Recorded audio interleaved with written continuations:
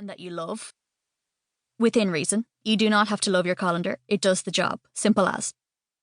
Store your possessions in a way that makes sense for you. Pass items on responsibly when you are finished with them.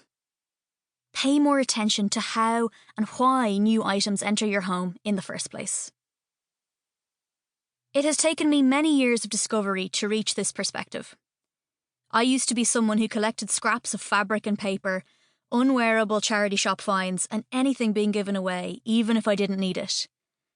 I used to be someone who bought myself things when I was sad. But I began to feel, as many of us do at present, that all this stuff wasn't doing me any good. Gradually and gently, I started to shed my possessions, with the intention of keeping only the stuff I loved or had a use for.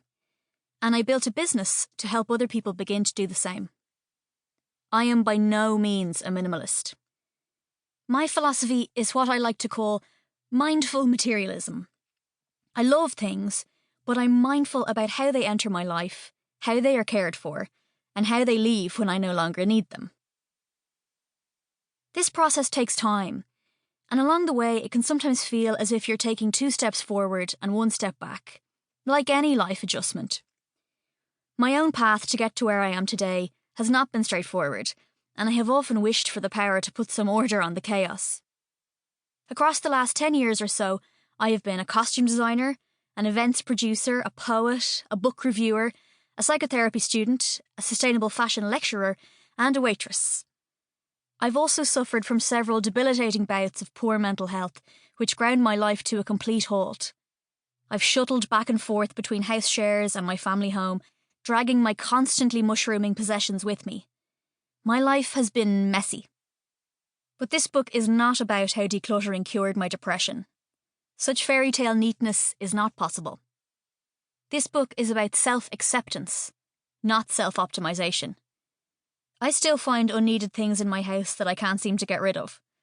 I call them the sticky items. And that is absolutely fine.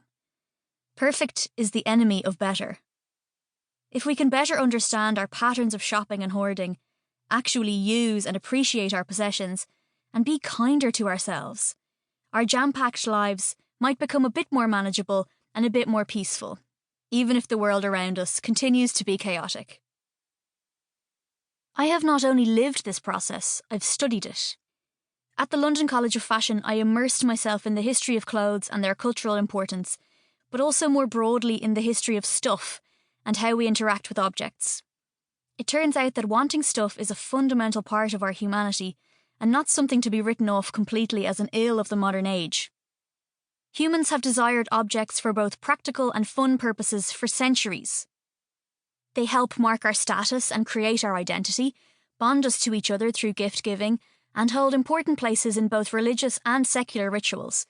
Think wedding rings and birthday candles. There is nothing unnatural or dangerous about this desire in principle. However, my research also plunged me headfirst into the world of sustainable consumption and the shocking reality of the modern fashion industry.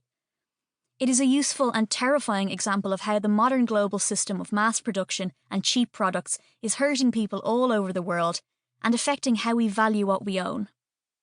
Crucially, I never quite got on board with the all possessions are corrupting and evil branch of sustainability advocacy.